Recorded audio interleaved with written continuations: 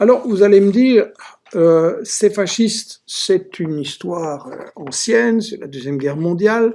Non, ils ont joué un rôle très important dans le coup d'État de 2014 à Euromaïdan.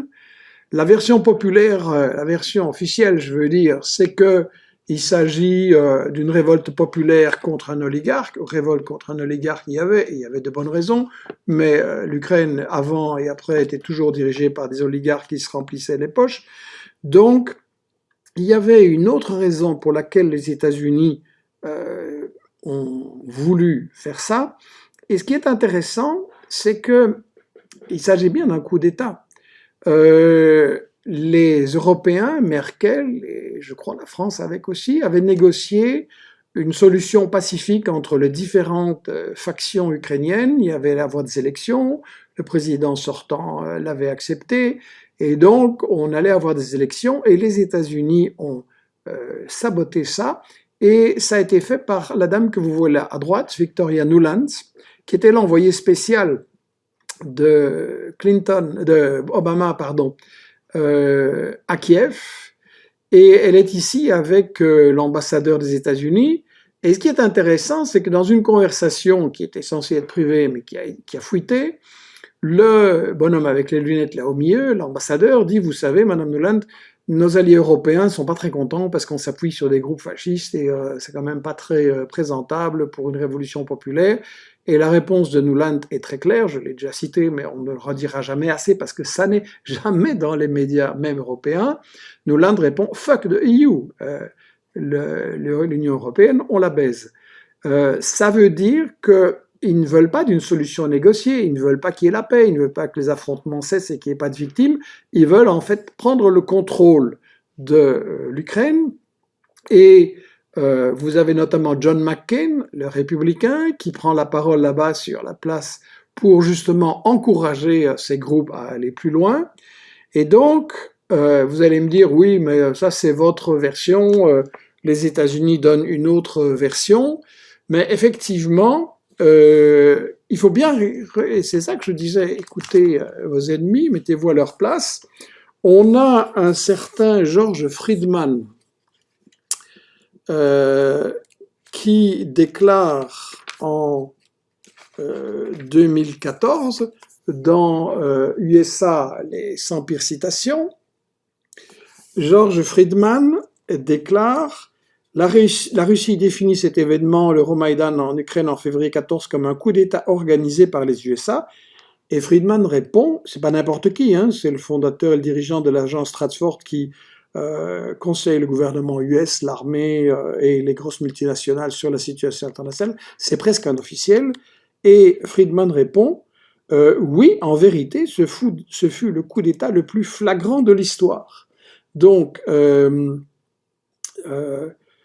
il ajoute d'ailleurs pourquoi la Russie a été victime de ce coup d'État, et l'Ukraine a été victime de ce coup d'État made in USA.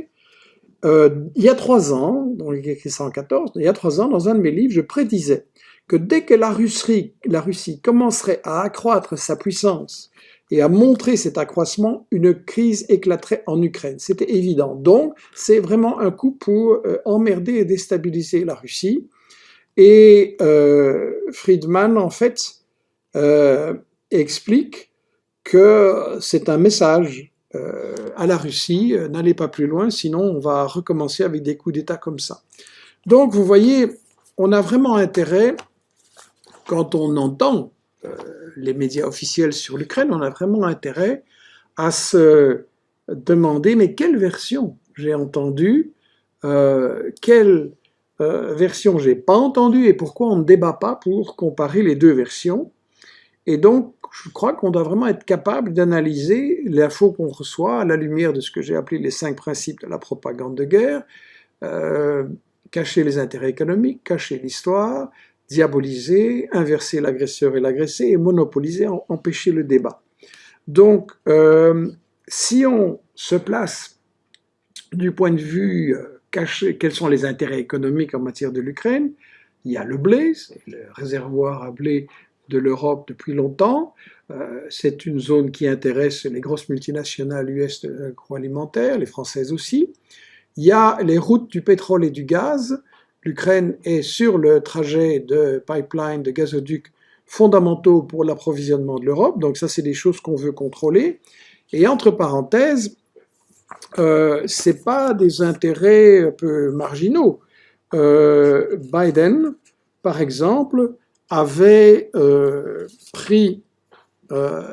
était allé, quand il était encore vice-président, il était allé en Ukraine et il avait déclaré, il fait ses confidences là à New York, au Council of Foreign Relations, pardon. J'ai regardé les dirigeants ukrainiens et je leur ai dit, je pars dans 6 heures. Si votre procureur n'est pas saqué, vous n'aurez pas le fric. Et le fils de pute, il a été saqué. De quoi s'agit-il?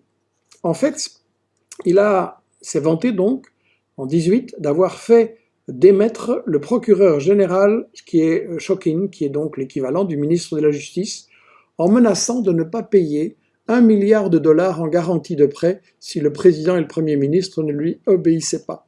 Je vous le dis, vous n'aurez pas le $1 milliard si vous ne verrez pas immédiatement Shokin. Alors, quel était l'intérêt de Biden là-dedans? Eh bien, c'est une chose que Trump avait soulevée, c'est que le fils de Joe Biden, Hunter Biden, faisait partie du comité de direction de Burisma Holding, principal producteur de gaz privé ukrainien.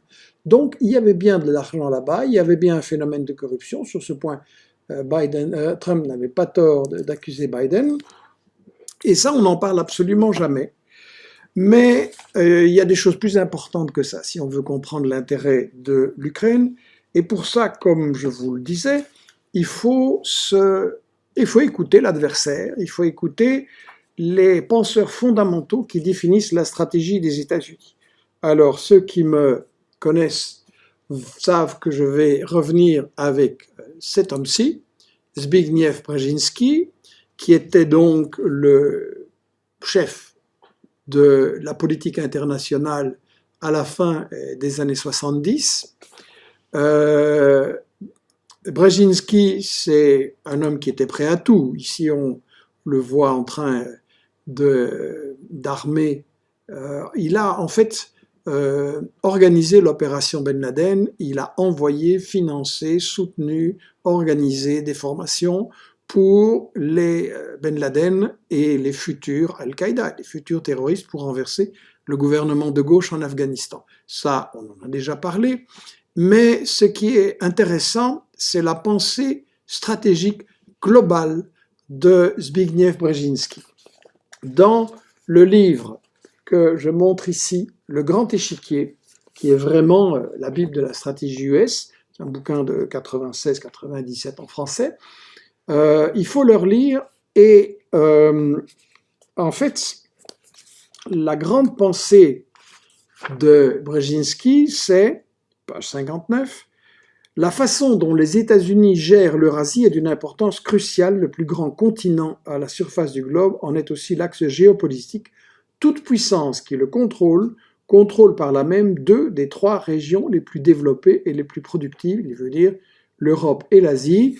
Et le problème des États-Unis, c'est qu'ils ne sont pas sur ce continent, ils n'ont pas la possibilité d'intervenir directement.